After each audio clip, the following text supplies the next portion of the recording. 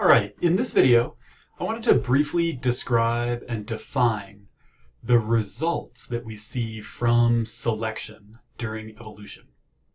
So we've talked previously about natural selection and sexual selection.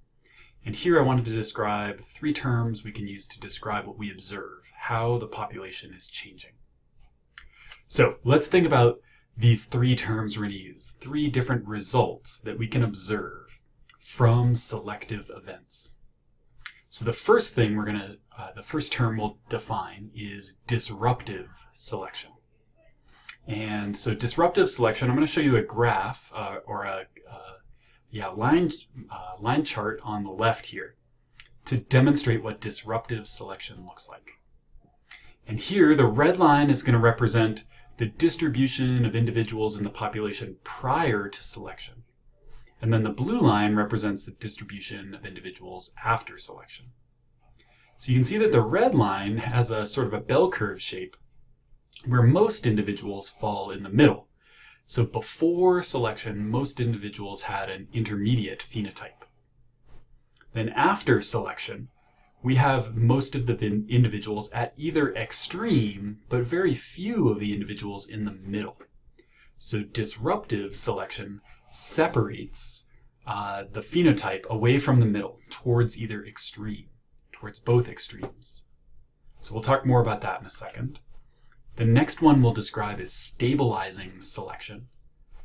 So let's again look at a graph of stabilizing selection, again, where red is the population before and blue is the population after. In this selective event, we're pushing most of the individuals towards the middle. So the intermediate phenotype is favored. All right, so that's stabilizing selection. The last kind of selection we'll think about is called directional selection.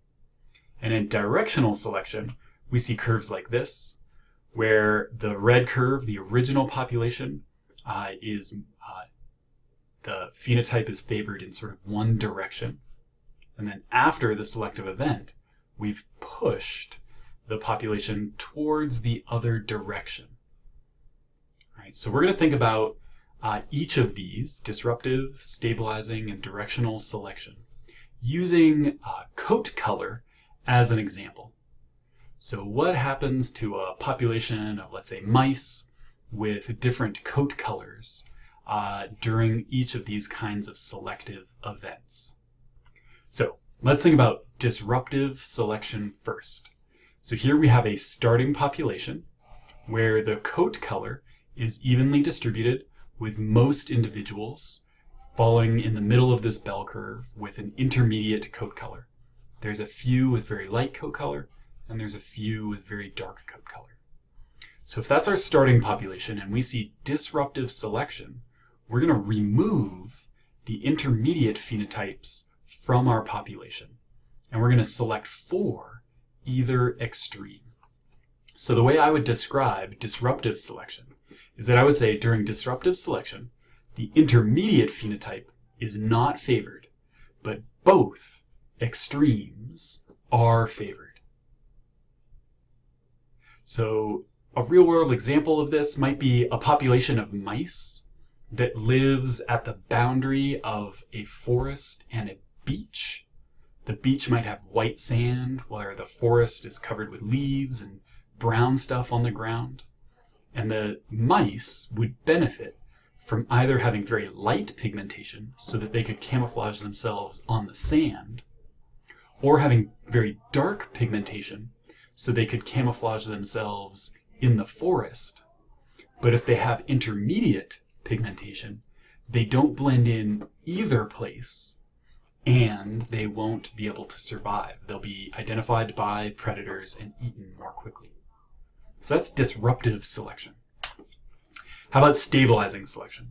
So here we have our starting population, again, falls in a bell curve. Most of the individuals are in the middle with intermediate phenotypes. And then we've got a few with very light pigmentation and a few with very dark pigmentation. During stabilizing selection, we're going to squish the bell curve tighter, and we're going to create a population that is mostly or increased in intermediate full fur color, we're going to get rid of the extremes.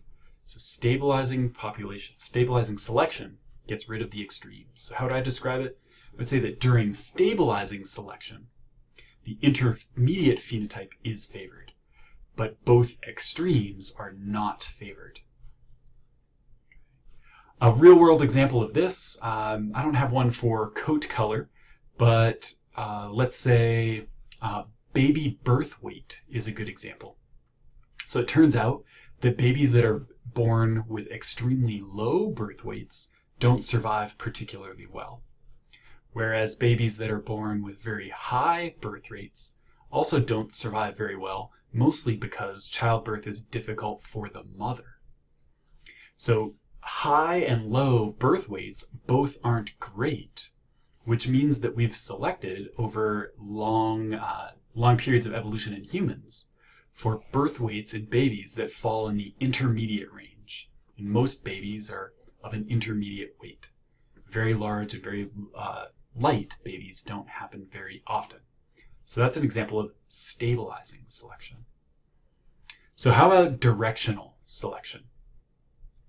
Here again, we have our starting population in the middle. We've got our normal bell curve. Again, a majority of the individuals fall right in the middle with the intermediate pigmentation, very few at either extreme with the light or dark pigmentation. During directional selection, one of the extremes is favored. So there's two ways that you could do directional selection. You could select for the extreme on the left, light pigmentation, and select against the dark pigmentation. Or you could select for dark pigmentation and against light pigmentation, like this graph on the right. So directional selection pushes the population towards one of the extremes, but not both of the extremes, like disruptive selection. So how would I describe directional selection? I'd say during directional selection, one, but not both extreme, is favored over the other extreme. So again, either light color is favored or dark color is favored, and we shift the population that direction. So we've actually talked about a real-world example of this kind of selection. In a previous video, we talked about the peppered moth. And we said that the peppered moth usually lives in this environment in the forest where the tree bark is light and peppered moths are eaten by birds. So dark-colored peppered moths aren't favored. And so we have a population that's more light and less dark. But then, during the Industrial Revolution, we accidentally changed the environment to be a more dark environment. And then in that environment, the light-colored moths were no longer favored. They were eaten more often. And so the selection moved, and it pushed the population becoming more dark and less light, directional selection towards dark-colored moths. So those are my examples and explanation of three kinds of results of selection. So how could we describe what happens to a population when evolutionary selection has occurred?